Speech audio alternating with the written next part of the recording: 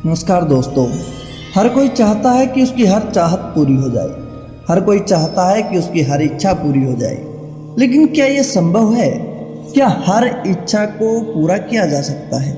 मनुष्य जो कुछ भी चाहता है क्या उसे वो मिल सकता है? क्या कोई ऐसी टेक्निक है कि उसकी इच्छा पूरी हो? जी हाँ दोस्तों, बिल्कुल ऐसी विधि भी है, ऐसी कोई टेक्निक भी है। और उसी टेक्निक के बारे में, उसी विधि के बारे में आज हम आपको बताने वाले हैं। अगर आप हमारे द्वारा बताई हुई उस विधि का प्रयोग पूरी मेहनत से, श्रद्धा के साथ करेंगे तो आपको बिल्कुल सफलता प्राप्त होगी।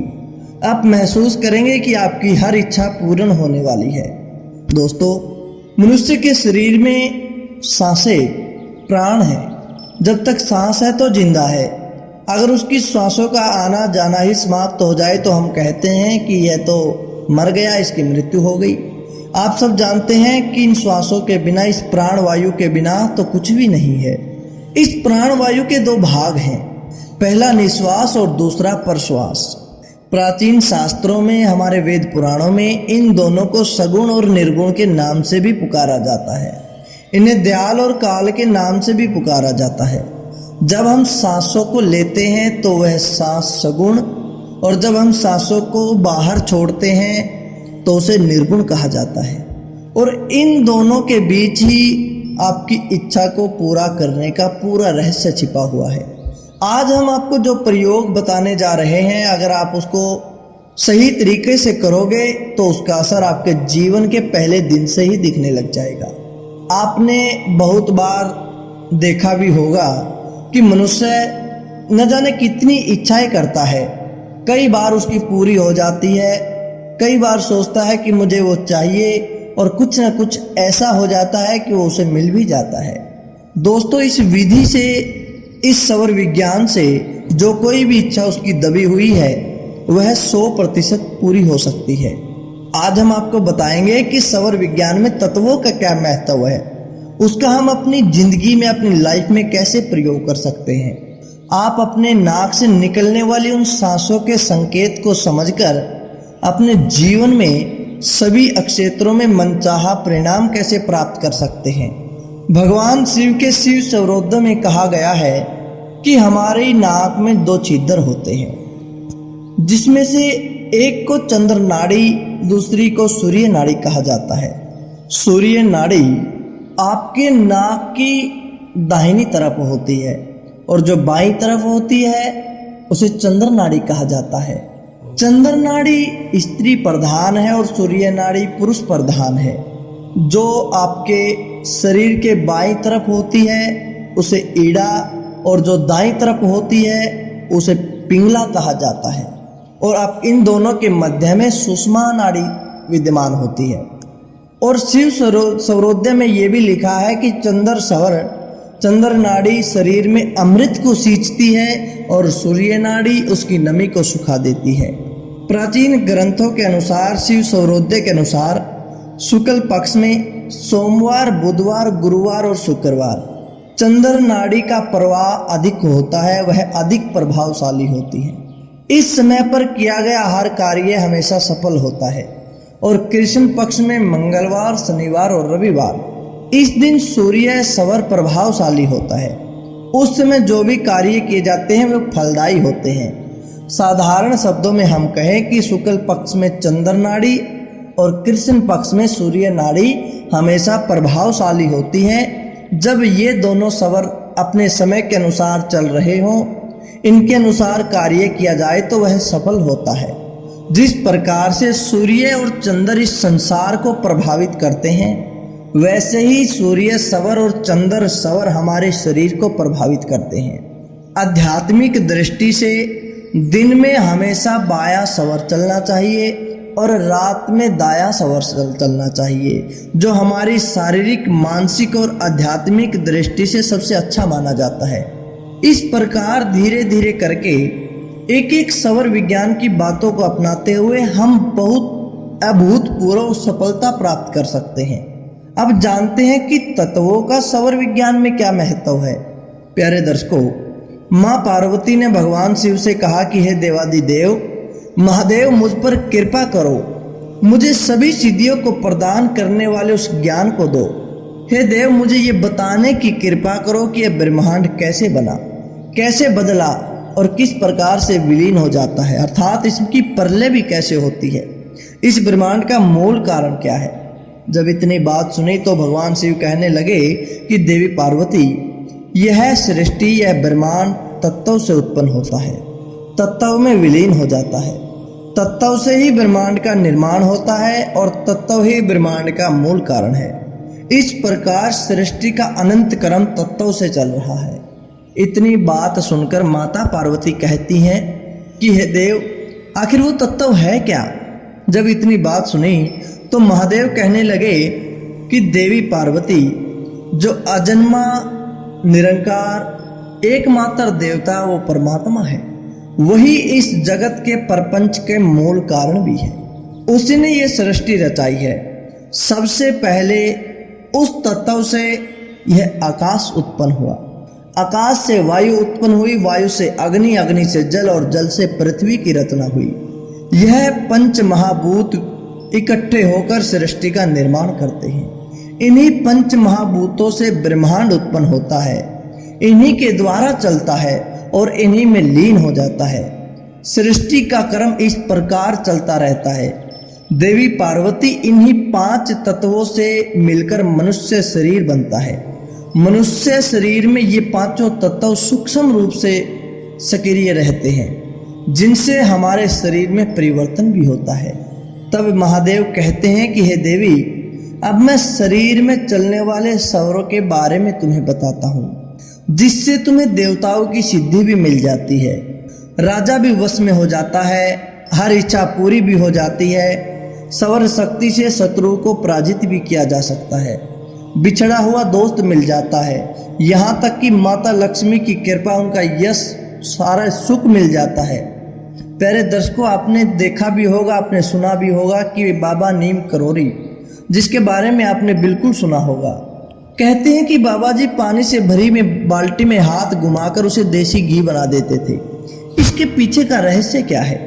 इसके पीछे का रहस्य भी यही है कि ब्रह्मांड में हर प्राकृतिक वस्तु 5 तत्वों से मिलकर बनी है और बाबा जी उनके इस योग को अच्छे प्रकार से जानते थे। अध्यात्म में साधना करके उन्हें इनकी समझ थी और उसी के बलबूते वे यह करामात किया करते थे। अब बात आती है कि आप अपने सांसों के तत्व को कैसे पहचान सकते हैं। जब कोई विशेष तत्व एक्टिवेट होता है, जब कोई विशेष तत्व प्रभावशाली होता है तो तुम्हारी सांसों पर एक विशेष प्रभाव पड़ता है। इसलिए जब आप सांस को बाहर की तरफ छोड़ते हैं तो उस सांस की लंबाई, उसकी आकृति, उसकी दिशा वो चेंज होती रहती है। इस समय कौन सा तत्व प्रभावशाली है या कौन सा तत्व चल रहा है, इसके बारे में मैं आपको बताऊंगा। आप पूरे ध्यान से इन बातों को समझना। अगर आप वीडियो को स्किप करोगे या फिर अपने ध्यान को कहीं और रखोगे तो आपको पूरी बात समझ में नहीं आएगी, फिर आप कहोगे कि ज्ञान अधूरा दिया है। आप अच्छी प्रकार से समझना कि इन तत्वों का चक्कर 60 मिनट तक रहता है। ठीक इसी तरह से यह चारों तत्व एक सीमित समय के लिए चलते रहते हैं।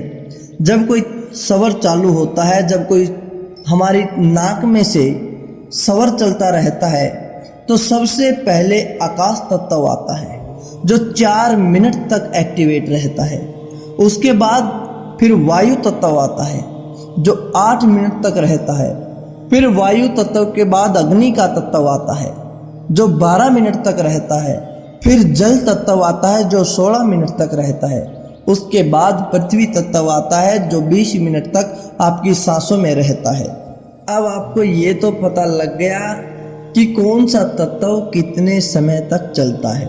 अब हम बात करते हैं जिससे हम आज की वीडियो का मकसद है, जिसके लिए यह वीडियो बनाई गई है, कि अब हमें अपनी इच्छा को पूरा कैसे करना है।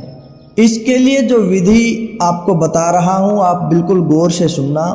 प्यारे दर्शकों, आपकी विधि यह है कि जब आप सुबह उठते हैं, इस विधि का प्रयोग आपने सुबह उठते ही करना है। जब आप सुबह उठते हैं तो आप उठते ही बेड पर आपने ईश्वर का ध्यान करना है। जब आप ध्यान कर लोगे उसके बाद आप अपनी सांसों को चेक करो, आप अपने स्वर को चेक करो कि कौन सी नाक से वायु चल रही है, दाईं तरफ से बाहर आ रही है या बाईं तरफ से बाहर आ रही है। आपने दोनों में अपनी नाक से यह चेक कर लेना है कि कौन सी सांस से आपकी वायु बाहर आ रही है, कौन सी नाक से वायु चल रही है।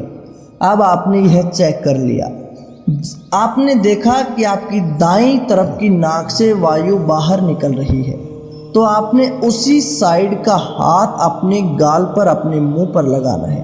और मुंह पर लगाने से मतलब यह है कि आपने एक लंबी गहरी सांस भी साथ में लेनी है। दाईं तरफ की नाक चल रही है तो दाईं तरफ का हाथ अपने मुंह पर लगाना है और एक लंबी गहरी सांस लेनी है। और सांस लेते समय आपने अपने मन में बोलना है जो भी आपकी इच्छा है। आपने कोई सरकारी नौकरी चाहिए तो वो बोलना है, आपने दोस्त से मिलना है वो बोलना है, आपकी पसंद की शादी चाहिए तो वो बोलना है। वह सब आप अपने मन में सांस लेते समय बोल सकते हैं। सांसों के साथ अपने गोल को मणिपुर चक्कर यानी कि नाभि तक ले जाएं और कुछ समय के लिए जितना आप आसानी से वहाँ पर ठहरा सकते हैं अपनी सांस को नाभि में ठहराने की कोशिश करें। उस समय आप देखें कि आपका गोल, आपकी इच्छा पूरी होने वाली है। अब आपने यह सब तो कर लिया, सांस लेते टाइम आपने अपनी इच्छा भी बोल दी, थोड़ी देर के लिए नाभि पर श्वास भी ठहरा लिया। फिर आप जब बेड से उतरते हैं, जमीन पर कदम रखते हैं, तो सबसे पहले आपने वही कदम जमीन पर रखना है जिस कदम की तरफ से, जिस नाक की तरफ से आपका स्वर चल रहा है। अगर दाईं नाक से सांस चल रही है तो आपने पहले धरती पर दायां पैर ही रखना है और अपनी सांसों को ब्रह्मांड की तरफ छोड़ देना है, यह मानते हुए कि आपकी मनोकामना परमात्मा तक पहुंच गई। बस यह चीज समझ लो, आपकी इच्छा को पूरा होने से अब कोई नहीं रोक सकता। यह चीज करके देखो, आपकी इच्छा जल्दी से जल्दी पूरा हो जाएगी।